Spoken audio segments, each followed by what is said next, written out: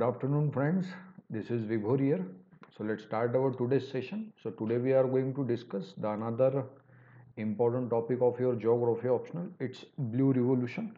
In yesterday's lecture we discussed white revolution. कालच्या लेक्चरमध्ये आपण श्वेत क्रांतीबद्दल चर्चा केली. आजच्या लेक्चरमध्ये आपण ब्ल्यू रिव्होल्यूशन बद्दल चर्चा करू. Blue revolution is associated with your raising production of fisheries, की आपण मत्स्य उत्पादनामध्ये जी काही वाढ केलेली होती त्या वाढीला आपण ब्ल्यू रिव्होल्यूशन सोबत कनेक्ट केलेलं आहे. इनिशियली आपण हरित क्रांती अचीव केली, त्यानंतर आपण व्हाईट रिव्होल्यूशनवर फोकस केलं. त्याच दरम्यान आपल्याला कळालं की आपल्याकडे अन्नासाठी आपण माशांचा देखील किंवा फिशेसचा देखील कन्झम्पशन करून वापर करू शकतो as a source of nutrition, specifically in a coastal area suppose. तर भारत सरकारने काही स्पेसिफिक उद्दिष्ट आपल्या डोळ्यासमोर ठेवून नीळ क्रांतीची किंवा ब्ल्यू रिव्होल्यूशनची सुरुवात केलेली होती. आणि ब्ल्यू रिव्होल्यूशनची सुरुवात झाल्यानंतर आज भारत हा जगातला दुसरा सगळ्यात मोठा आफ्टर चायना फिश प्रोड्युसर्स म्हणून आहे. जगामध्ये चीननंतर सर्वाधिक जास्त मत्स्य शेती किंवा मासेमारी ही तुमच्या भारतात केली जाते. So let's have a look on this topic. आपण याच्यामध्ये अगोदर चर्चा करू what is mean by blue revolution. Suppose फिशरीजच्या सेगमेंटमध्ये आपल्याला काय काय प्रॉब्लेम्स आहे, आपण ते प्रॉब्लेम कसे कसे सॉर्ट आउट केलेले आणि प्रॉब्लेम्सला गव्हर्नमेंटने कशा कशा प्रकारे रिस्पॉन्स दिलेला आहे. Means what are the basic government initiative in the fishery sector suppose. So remember this introduction. The blue revolution or the Neel Kranti mission has a vision to achieve the economic prosperity. नीळ क्रांती सुरू करण्यामागं आपलं basic objective किंवा मूळ उद्देश होता आपण आर्थिक आपली भरभराट व्हावी आपल्या देशाची, and the fishers and fish farmers as well as contribution towards a food and nutritional security through the full potential of utilisation of water resources. एकदम योग्य गोष्ट आहे. भारतामध्ये जवळजवळ 7,500 किलोमीटर लांब कोस्टलाईन आहे. गुजरातसारख्या राज्याला 1000 किलोमीटरपेक्षा मोठी कोस्टलाईन आहे. महाराष्ट्रासारख्या राज्याला, तामिळनाडूसारख्या राज्यांना 500 किलोमीटरपेक्षा मोठ्या कोस्टलाईन आहे. कोस्टलाईन म्हटलं की साहजिकच तुमची मासेमारी हा व्यवसाय आला त्या ठिकाणी. तर आपण जास्तीत जास्त मासेमारी करून अनेक व्हरायटीचे मासे पालन करून त्या ठिकाणी आपण त्याचा खाण्यासाठी सुद्धा वापर करू शकतो as a food and nutritional security. And simultaneously आपल्याकडे जे तुमचे पाण्याचे एवढे मोठे संसाधन आहे त्या संसाधनांचा देखील आपण up to the limit use करू शकतो. पोटेन्शियल खूप आहे भारतामध्ये. नद्यांचं खूप प्रमाण आहे. हिमालयन रिव्हर्स, त्याच्यानंतर पेनिन्सुलर रिव्हर. तर भारतामध्ये तुमची इनलँड मासेमारी ज्याला म्हणतो आपण, की तुमची 2 प्रकारच्या मासेमारी असतात. सपोज एक असते मराईन फिशरी जी तुम्ही समुद्रात करत असतात, आणि दुसरी असते तुमची फ्रेश वॉटर किंवा इनलँड फिशरी जी तुम्ही मेनलँडमध्ये सपोज त्या ठिकाणी करत असतात. तर असल्या 2 प्रकारच्या फिशरीज तुमचे असतील. स्पेसिफिकली आता ही जी ब्ल्यू रिव्होल्यूशन आहे ही तुमच्या ग्रीन रिव्होल्यूशनच्या मॉडेलवरच तुमची सेट करण्यात आलेली होती वास्तविक बघता. या ठिकाणी की ऑब्जेक्टिव्ह तुमचे देण्यात आले होते जसे की food security, because the fishes are healthy source of food protein, omega 3 fatty acid and also the source of iodine. जसं की आपण काल पाहिलं की देशामध्ये थोडी हंगर इंडेक्स तुमची जी आहे भारतामध्ये, थोडी भूकमारी म्हणा, हंगर म्हणा किंवा माल न्यूट्रिशन खूप जास्त आहे. त्यामध्ये आपण अन्नाव्यतिरिक्त दूध एक प्रोव्हाइड करू शकतो शेतकऱ्यांना म्हणा किंवा गरीब लोकांनी. सेकंडली आपण काय प्रोव्हाइड करू शकतो या ठिकाणी, मासे सपोज. माशामध्ये प्रोटीन कंटेंट चांगला असतो, ओमेगा 3 फॅटी ॲसिड असतं जे बॉडीमध्ये सॅच्युरेट देखील होत नाही, and it's a source of iodine also. आणि सायमल्टेनियसली शेतकऱ्यांसाठी पुन्हा एक जोडधंदा या ठिकाणी देण्याचा प्रयत्न करण्यात आलेला आहे सरकारकडून, की ऑलरेडी थोडंसं आपल्याकडे फार्मर्सचं इन्कम कमी असल्यामुळे आपण त्याला पोल्ट्रीचा एक ऑप्शन दिला आहे, आपण त्याला डेअरीचा एक ऑप्शन दिला, आणि सायमल्टेनियसली आपण त्याला तिसरा एक ऑप्शन दिला आहे तो म्हणजे फिशरीचा. तुम्ही तुमच्या शेतामध्ये फिश पॉन्ड वगैरे कन्स्ट्रक्ट करून त्या ठिकाणी तुम्ही स्वतः मासेमारी करू शकतात. ते मासे स्वतःही कन्झ्युम तुम्ही करू शकतात आणि मार्केटमध्ये देखील विकू शकतात.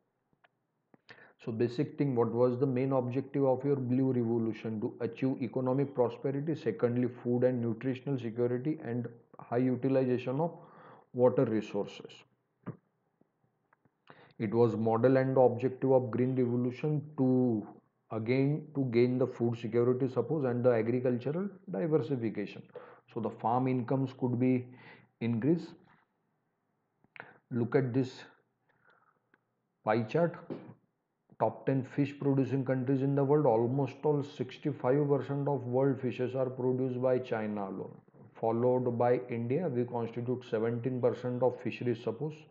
Then comes your Bangladesh, Myanmar, Vietnam, Indonesia, Egypt, Pakistan, Iran, and other countries are there.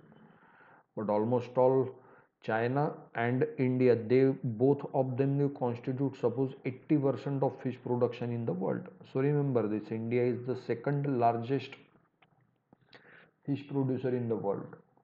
The next segment is type of fishing. So basically there are two types of fishing. First is natural water fishing and another is artificial or aquaculture, suppose. So natural water fishing is also known as inland fishing. Inland fishing constitutes a river fishing, lake fishing. After that, marine fishing. Natural water includes your river, lakes, and marine fishing, and then comes your artificial or aquaculture. So artificial include the fishing in tanks, ponds, and brackish water. Remember there आर्टिफिशियलमध्ये तुम्ही शेतीमध्ये वगैरे जे शेततळ बांधून तुम्ही जर त्या ठिकाणी शेती करत असाल किंवा मासेमारी करत असाल, so that is a kind of artificial fishing. आणि जी नॅचरल असते तिच्यामध्ये नदीमध्ये, तलावामध्ये आणि समुद्रामध्ये केलेल्या फिशिंगला आपण नॅचरल फिशिंग म्हणत असतो. The next main point is that what are the basic challenges for fishery sector development in India, suppose. So there are some basic challenges like technology or आपल्याकडे डेटाची अवेलेबिलिटी खूप कमी आहे फिशिंग डेटाची, suppose. So the first thing, lack of reliable database relating to aquatic and fisheries resources. मुळात गोष्ट कशी की फिशरीजचा मॅप आपण बनवत असतो, फिशिंग मॅप म्हणतो आपण त्याला, की कुठल्याही नदीचा आपण एक मॅप बनवला आहे. त्या मॅपमध्ये ह्या नदीमध्ये जास्तीत जास्त मासे हे कुठल्या स्टेजेसमध्ये असतात तिच्या किंवा कुठल्या भागामध्ये असते, तर त्याचा एक डेटाबेस असतो. तर असा कुठलाही डेटाबेस आपल्याकडे सपोज अगोदर नव्हता, आता आहे सपोज. बट आपल्याकडे रिव्हर फिशिंगचा डेटाबेस पण नाही आहे, आपल्याकडे मराईन फिशिंगचा पण डेटाबेस नाही आहे. जर डेटाबेस असेल तर आपल्याला व्यवस्थित मोठ्या प्रमाणात मासेमारी आपण करू शकतो, जसं चीनमध्ये किंवा जपानमध्ये होत असतं. सेकंड मेजर प्रॉब्लेम, आपल्याकडे जास्त डायव्हर्सिफाईड सी फूड नाही आहे.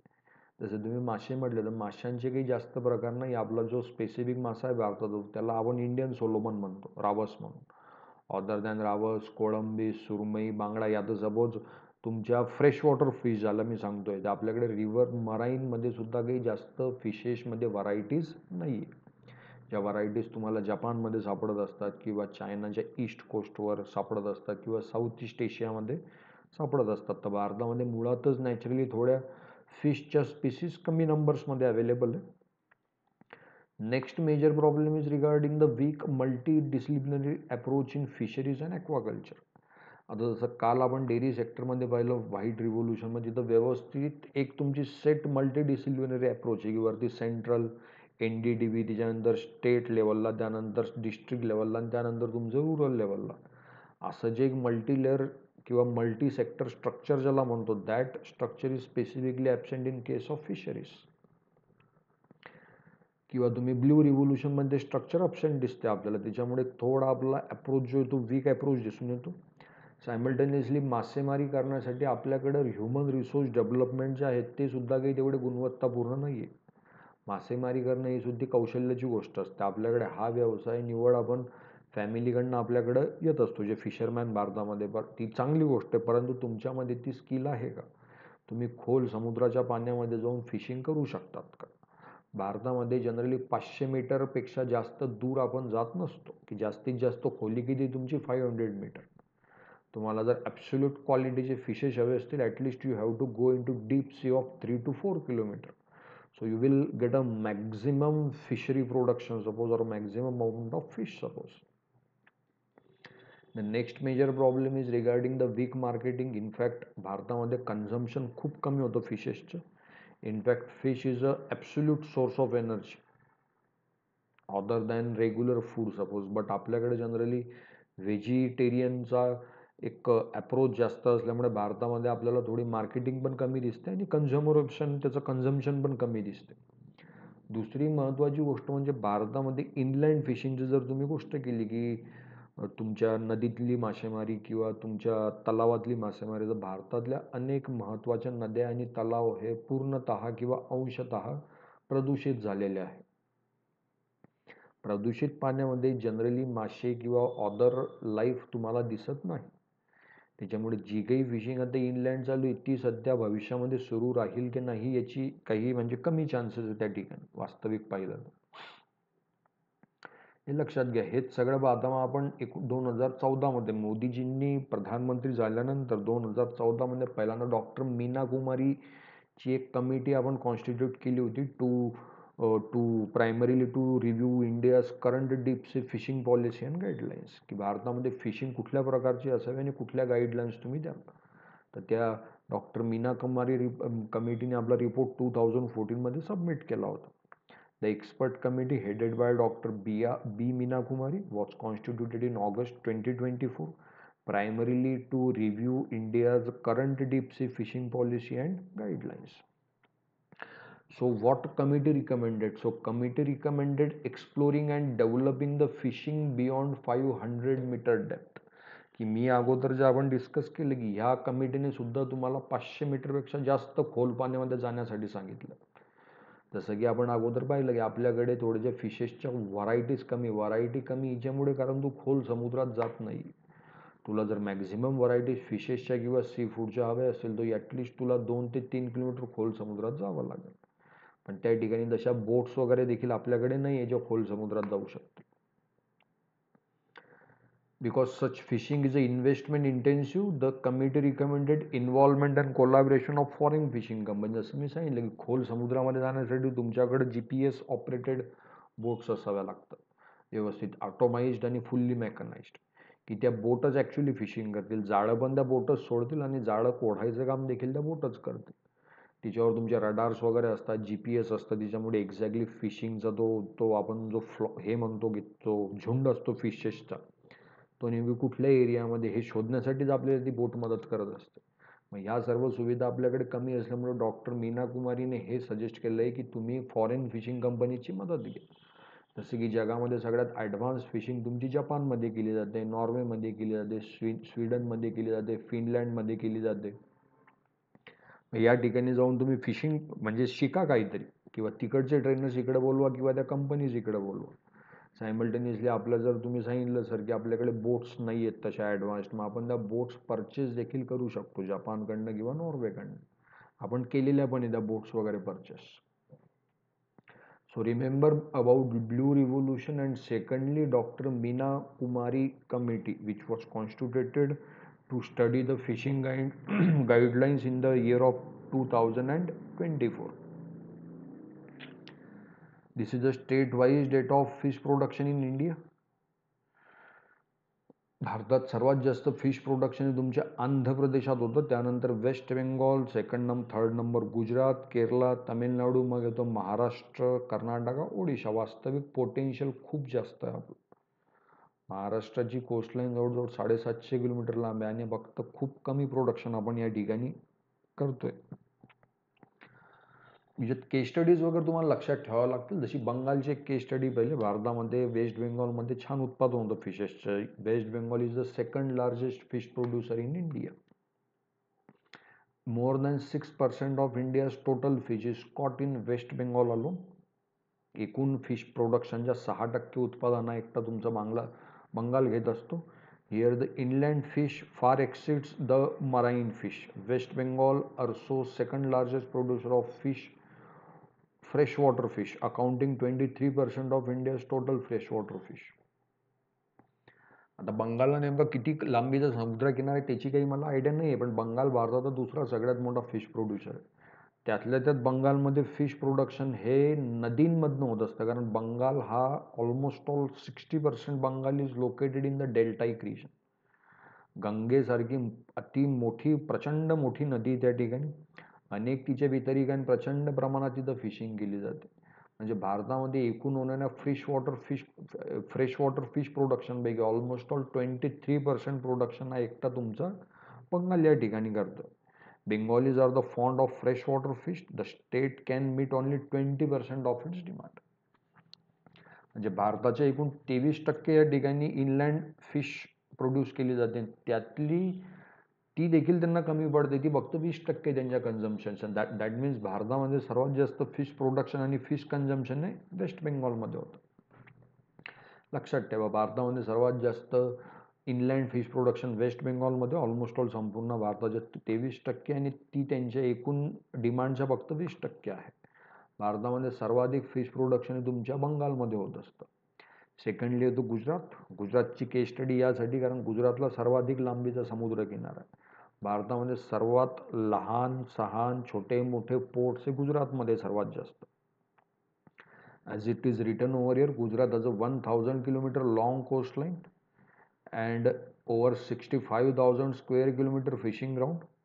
There are 52 big and small fishing ports on the Gujarat coast. For instance, Kandla, Porbandar, Navabandar, Dwarka and Umbergaon.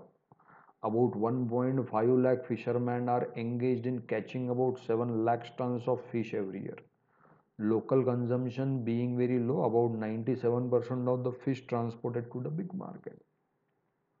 1000 kilometre लांबीची समुद्र किनारपट्टी, 52 लहान मोठे पोर्ट्स बंदर आणि प्रचंड प्रमाणात लोक एंगेज्ड, म्हणजे पोटेन्शियलपेक्षा कमीच. आणि महत्त्वाचं कारण म्हणजे त्या ठिकाणी म्हणजे महत्त्वाची गोष्ट म्हणजे गुजरातमध्ये फिश कन्झम्पशन खूप कमी होतं, की सगळ्यात मोठा समुद्र किनारा गुजरातला आणि सगळ्यात कमी मासे गुजरातमध्ये खाल्ल्या जात असतात, हे एक लक्षात ठेवा. Next thing is regarding the programme for development of fisheries. मग एवढं जर आपल्याकडे असेल की खूप पोटेन्शियल आहे आपल्यामध्ये, तरी सुद्धा आपण ते पोटेन्शियल अचीव करू शकत नाही. मग अशा कंटेक्स्टमध्ये काय काय प्रोग्राम्स डेव्हलप केलेले. So the first thing is regarding the fishery survey of India, FSI, the nodal agency for survey and assessment of marine fishery resources in the Indian exclusive economic zone. म्हणजे जशी dairy production किंवा काल आपण पाहिलं white रिव्होल्युशनमध्ये सर्वाधिक उच्च जी nodal agency ती NDDB आहे, नॅशनल डेअरी डेव्हलपमेंट बोर्ड. सर्व काही ती प्लॅन करेल आणि एक्झिक्यूट करेल. या ठिकाणी ही कमी आपल्याला दिसल्यानंतर आपण एक फिशरी सर्वे ऑफ इंडियाची स्थापना केली. संपूर्ण फिशरीच्या सेगमेंटमध्ये भारतामध्ये सर्वात मोठी आणि नोडल एजन्सी जर कुठली असेल, so that is fishery survey of India. Its headquarters is located in Mumbai, at Mumbai suppose, and it has a 7 operational bases at Porbandar, Mumbai, Mam Goa, Kochi, Chennai, Vizag and Port Blair, all the coastal cities which have a huge potential. So first thing, Dr. Meena Kumari committee जिने recommend केली deep sea fishing. Secondly मग आपण fishery survey of इंडियाची एक स्थापना या ठिकाणी केलेली आहे. याचे मुंबई इथं हेडक्वार्टर आणि संपूर्ण भारताच्या कोस्टल एरियामध्ये 7 तुमचे वेगवेगळे स्टेशन आहे, जिथनं तुमच्या फिश प्रोडक्शनला पूर्णपणे मॉनिटराईज केलं जातं. नेक्स्ट गोष्ट आपण या ठिकाणी केलेली ती म्हणजे fish mapping.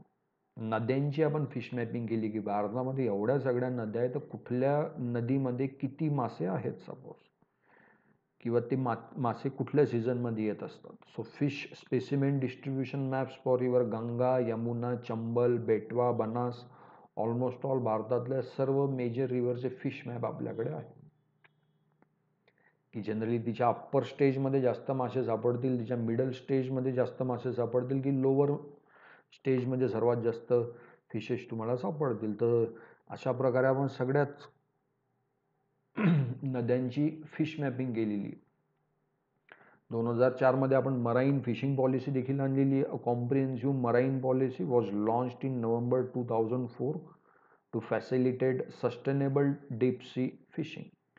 The policy objectives are the increasing fish production suppose up to the sustainable level. Secondly, to achieve socio-economic security to the fishermen and sustainable development. असे काही आपण प्लॅन्स बनवलेले. सो एकूण तुमच्याकडे 3 सोल्युशन आहेत. एक डॉक्टर मीना कुमारी रिपोर्ट सांगायचं, दुसरा फिशरी सर्वे ऑफ इंडिया आणि तिसरा आपण इथं मराईन फिशिंग पॉलिसी आणलेली 2004 मध्ये.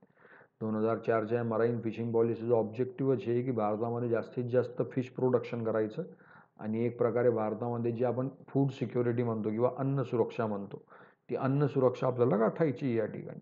आणि सायमल्टेनियसली एक शाश्वत विकासाची देखील गॅरंटी तुम्हाला या ठिकाणी भेटत असते.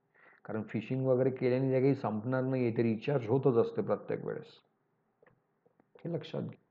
भारताची जवळजवळ 20% पॉप्युलेशन तुमच्या कोस्टल एरियामध्ये राहते.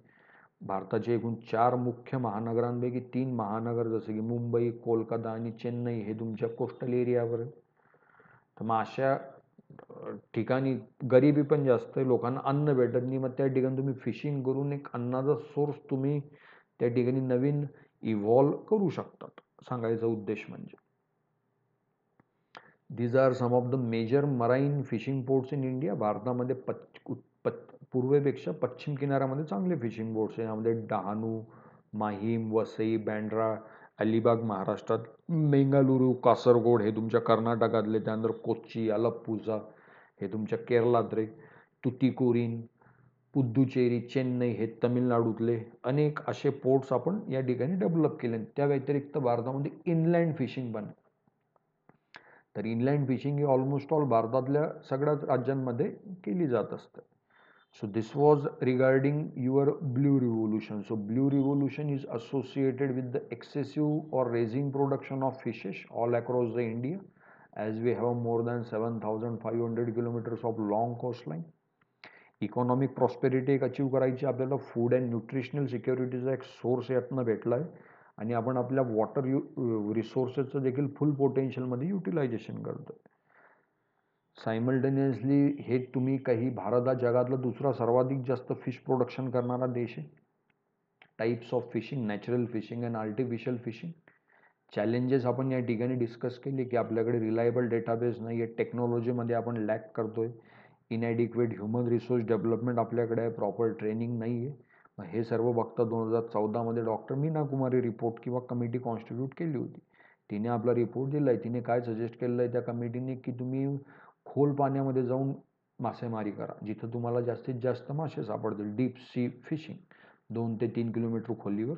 आणि सायमल्टेनियसली वेसल्स म्हणजे तुमच्या ज्या बोटी आहेत आणि तुम्हाला जी टेक्नॉलॉजी लागणार आहे ती गरज वाटली तर आपण जपान किंवा नॉर्वे यासारख्या देशांकडनं आपण घेऊ शकतो. स्टेट वाईज केस स्टडी लक्षात ठेवायची असेल तर बंगालची ठेवा, खूप फिश प्रोडक्शन आणि कन्झम्पशन आहे. आणि दुसरी केस स्टडी तुम्ही गुजरातची ठेवू शकता की खूप पोटेन्शियल पण खूप कन्झम्पशन आहे. त्याच्यानंतर प्रोग्राम्समध्ये तुम्ही फिशरी सर्वे ऑफ इंडिया एक लक्षात ठेवा, फिश मॅपिंग एक आपण केली ते एक लक्षात ठेवा, आणि मराईन फिशिंग पॉलिसी, अशा 2 ते 4 गोष्टी तुम्ही या ठिकाणी लक्षात ठेवू शकता. So this was about your blue revolution. See you in the next lecture. Till then, thank you and have a nice time ahead. Thank you.